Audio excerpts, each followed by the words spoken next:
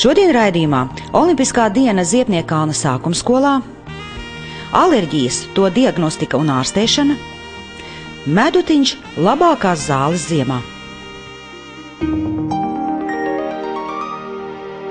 Lai popularizētu veselīgu dzīvesveidu, olimpisko kustību un godīgas spēles principus sportā, Latvijas Olimpiskā komiteja katru gadu rīko Olimpisko dienu.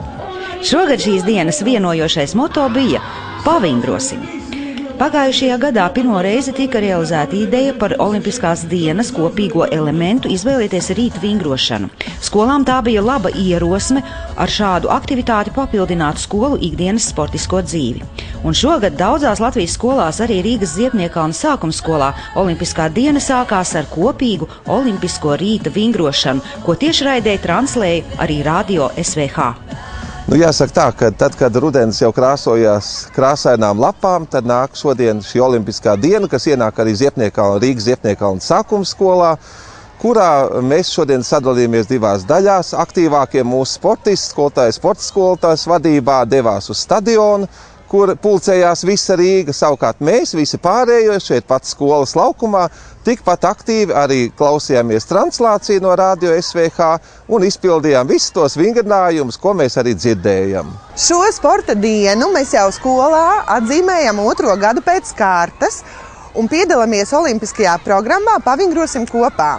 Mēs parasti iesākam ar rīta rosmi, ko kopēji organizē Olimpiskā komiteja un radio SVH, un visas skolas bērni iet kopā skolas laukumā, vingro manā un lielo meiteņu pavadībā. Tad pēc šīs rīta rosmes tiek vadītas stafetes, kur bērni var turpināt kopā sportot un sajust šo komandas garu. Sportošana viennozīmīgi ietekmē personības veidošanos ar to, ka tiek pārvarēti mazvērtības kompleksi, kad bērnam tiek pārvarēta šī nedrošība, viņš jūtas pārliecināts par saviem spēkiem, viņam sāk veidoties savs tas ego, ka es arī varu, viņš kļūst stiprāks un noteikti ceļās viņa pašvērtējums.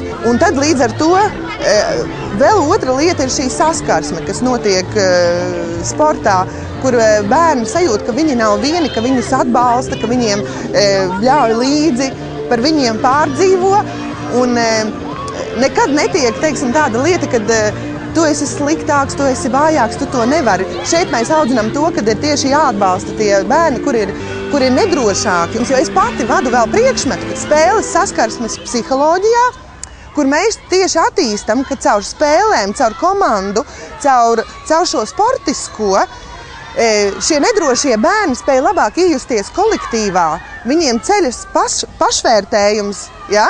Un viņi spēja arī labāk adaptēties, ja atnāk no citām skolām, un spēja beigās arī parādīt diezgan labus rezultātus gan sportā, gan mācībās. Ziepniekkalna sākumskolā šogad mācās 350 audzēkņi.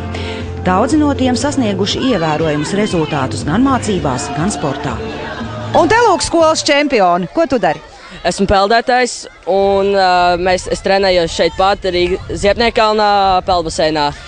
Jā, un es esmu piedalījies vairākās sacensībās un arī ieguvis dažādas 1., 2. un 3. arī vietas. Tā, jā.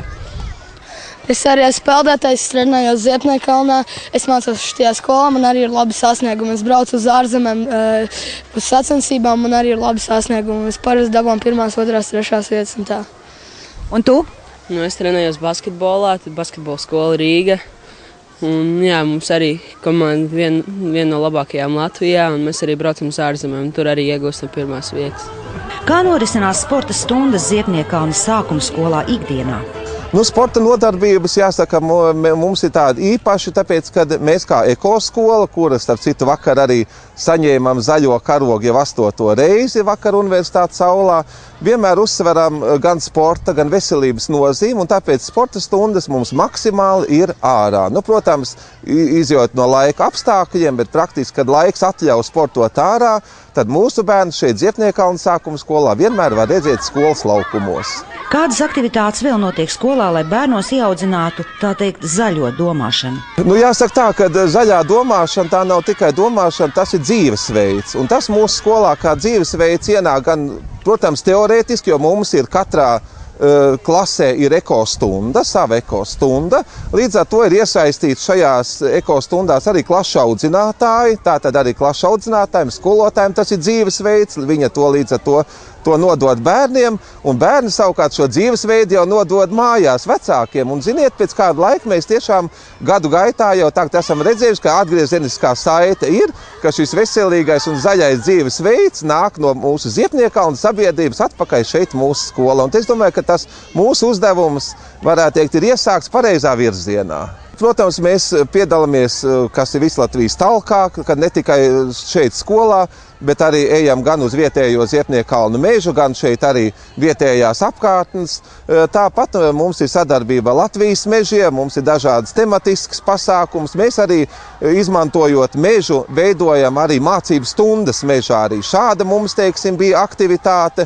Nu, protams, viss, kas saistās, sadarbojamies ar Zaļo punktu, ar Zaļo jostu un visām šīm organizācijām, kuras mums var kaut ko piedāvāt, gan metodiskos materiālus, gan gaidām vairāk tieši tādas praktiskas darbības, kā bija šodien izejot ārā un praktiski arī padarbojoties. Kā vēl rūpēties par bērnu veselību mācību procesa laikā? Nu, par bērnu veselību jāsaka tā, ka pirmkārt tas ir šis veselīgais dzīvesveids. Jo es uzskatu, ka neviens cilvēks nevar tik daudz rūpēties par sevi kā pats. Un līdz ar to mēs dodam šos, varētu teikt, norādījumus, šos ieteikumus, kādā veidā sevi ir jāuztur veselīgā formā. Tas, protams, ir ar mūsu eko virtuvi, kur mums ir veselīga pārtika no zemniekiem. Tas ir veselīgs dzīvesveids arī tādā ziņā, ka mēs starpbrīžos visas mūsu durvis ir vaļā un bērni iet ārā starpbrīžos, tātad svaigā gaisā. Mēs pasakām, kā ir telpas jāvēdina, līdz ar to praktiski bērni paši saprot to, kādā veidā sev jāuztur, jo es uzskatu, neviens cits sevi neuzturēs kā vien pats. Mums ir no 1. līdz 6. klasē, un tālāk atkal mums skolēni iet šeit pat uz 94. skolu, mūsu mikrorajonu skolu ir arī uz ģimnāzijām, tā kā visādā ziņā mūsu skolēni konkurentspējīgi un veselīgi un videi draudzīgi. Ko te jūs šeit skolā darat? Mēs katru gadu skolā stādām kokus. Mēs ikdienā šķirojam atkritumus. Uzturā lietojam veselīgu pārtiku. Un katru gadu mūsu skolā notiek lielā talka, kad mēs sakārtojam skolas apkārtni un skolas pagāmu. Nu, un ko šodien daram? Urā! Šodien sportojam!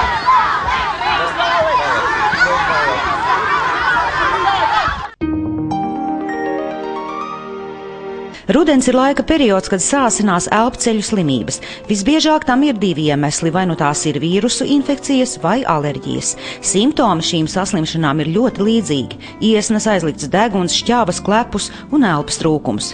Kādēļ alerģijas sāsinās tieši rudenī? Cilvēki vairāk uzskata, ka alerģijas traucē tad, kad ir ziedputekšņu sezona, tātad pavasaris, vasara, rudens, bet tomēr ir arī viena alergēnu grupa, kas ir saucamie telpu alergēni, un tie ir mājas putekļu ēcītes, pelējums, dzīvnieku spalvas, kuri ir kopā ar cilvēkiem praktiski visu gadu. Bet kāpēc vasarā viņus tik daudz neizjūt? Tāpēc, ka vairāk izturamies laukā, vairāk veidinām telpas, un tad šos telpu alergēnus jūtam arī mazāk. Bet pamatā mums alerģija, vai būs vai nebūs, ir ielikta mūsu gēnos. Tātad mēs piedzimstam ar noteiktu, kā teikt, predispozīciju, ka mums tāda slimība laika gaitā attīstīsies vai neattīstīsies. Ir cilvēki, kuriem alerģijas visā dzīves periodā tā arī neparādās, bet parasti ir situācijas, ka ir daudz šo te provocējošo faktoru, tātad mājās alergēni, dzīvesveids, uzturs, arī šīs te biežās vīrusu infekcijas, un tas viss var provocēt alerģiju attīstīšanos. Visbiežāk alerģijas sākas bērnu vecumā, bet tās cilvēkam var parādīties visas dzīves laikā. Tā kā jebkurā gadījumā, kad vīrusu infekcijas izraisītie simptomi ieilgst, jāmeklē speciālistu palīdzība. Latvijas Universitātes pēcdiploma izglītības institūtā ārstu praksē pieņem gan bērnu alergologi, gan pulmonologi, gan arī pieaugušo alergologu pulmonologu. Un šeit mēs izmeklējam pacientus, lai precizētu diagnozi. Tātad veicam gan spirometriju, gan veicam nespecifisko bronhu provokācijas testu. Tas ir vairāk, lai noteiktu obstruktīvās elpceļu slimības, astmas diagnozi, kronisku obstruktīvu plaušu slimību, smēķētāju bronhītu.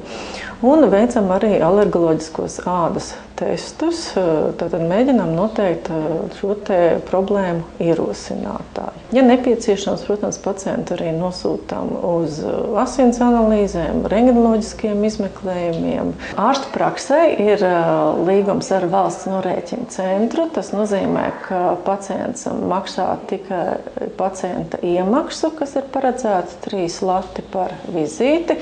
Taču ir arī izmeklējumi, par kuriem mums ir jāpiemaksā. Tie ir ādas testi pieaugušajiem bērniem.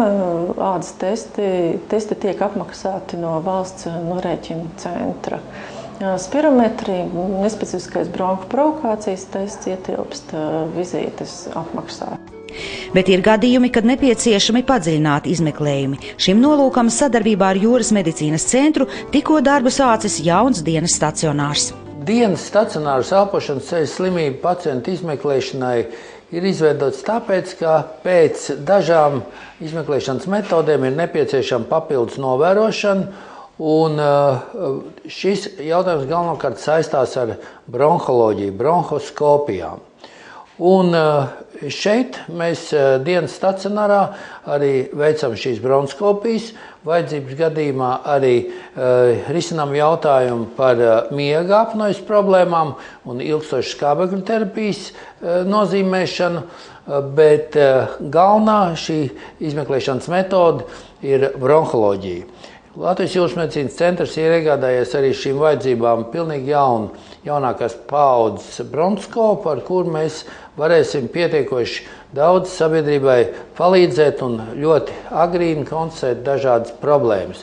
Šajā bronhoskopijas laikā, protams, var izdarīt visdažādākās biopsijas, arī ultrasonoskopijas izmeklējumus. Šis dienas stacionārs mums atrodas Patversmes ielā 23, uz kuru, protams, gan jābūt nosūtījumam no pulmonologa, kuri šeit darbojas mūsu praksē, vai arī mūsu sadarbības partneri citās poliklinikās. Jo ārstēšana tiek uzsākta ātrāk, jo rezultāti ir labāki. Protams, arī ārstēšanas metodes ir kļuvušas daudz progresīvākas. Tā kā es slimoju ļoti ilgi ar astmu, tad tieši doktors Šiliņš man ir ļoti daudz palīdzējis.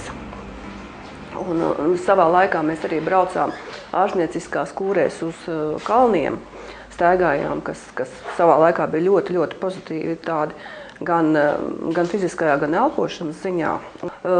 Pašlaik ir ļoti labas zāles, salīdzinot ar to, kā bija kādreiz, kad es sāku ārstēties. Ļoti labi ir hormonu preparāti, aerosoli ļoti labi tagad ir. Praktiski ir iespējas šīs lēkmes pašam kopēt, jo senāk nācās vienmēr gulties slimnīcā iekšā. Un tad mums gan dūra taisīja visādas injekcijas, tad tagad katrā gadījumā lielākoties tomēr pats var tikt galā.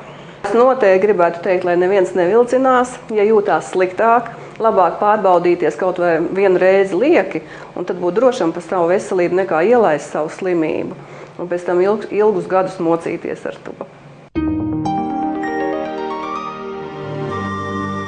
Lai stiprinātu organisma imunitāti ziemā, jau laicīgi būtu jāpapildina medus krājumi. Vecrīgā Pēterbaznīcas otrajā pusē ir mazs veikaliņš – medus istaba. Turistiem tā ir eksotika, jo veikaliņā dažviet redzamas autentisks 13. gadsimta siena mūris un 15. gadsimta griestu gleznojums, bet mums rīdziniekiem tā ir vieta, kur vienkārši atnākt un nopirkt Daugmales Jāņa medu, kas nekādi nav salīdzināms ar to, kas nopērkams lielveikalos. Vienīgi žēl, ka skatoties, nevar sajust medus smaržu. Ja mums ir laba iztēle, mēs varam just arī medus smaržu, un medu atpazīt var ļoti vienkārši, teiksim, jo gaišāki ir medi, jo viņi ir vairāk bagātāki, enerģētiskā vērtība ir augstāka. Jo tumšāki ir šie medi, jo viņiem šī vērtība ir, viņš ir piesātinātāks. Viņam ir vairāk minerālvielas, vairāk citas lietas, tātad vērtīgāks šis medus. Pēterbaznīcas 17 medus istabā jūs varat iegādāt manā dravā iegūtu medu. Pamatā mēs atrodamies Daugmales pagastā, kas ir blakus Daugavai. Ļoti skaisti meži mums visriņķiem, jābrauc ciemos ir, bet arī vasaras sezonā braucam, protams, par cik es ievācu šos atsevišķos medus. Mēs braucam pa visu republiku, kur ir tīra vide, kur ir atsevišķi ievācamie nektāri.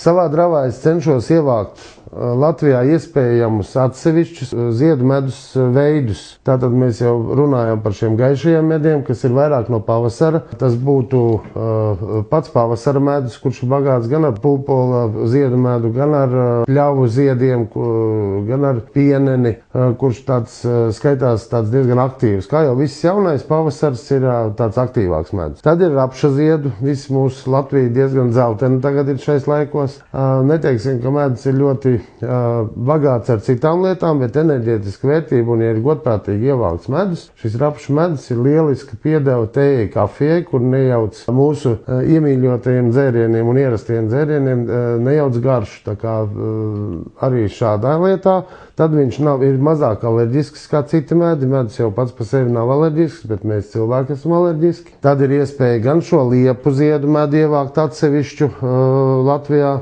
gan šo meža medu ievākt atsevišķi, kurš jau ir bagātāks ar minerālu vielām, gan šis viršu medus, kas jau ir ūdens pusē, skaitās viens no vērtīgākajiem mediem, griķu medus, kur Latvijā vēl nepārāk daudz, bet tomēr griķu lauki zied un tiek audzēti.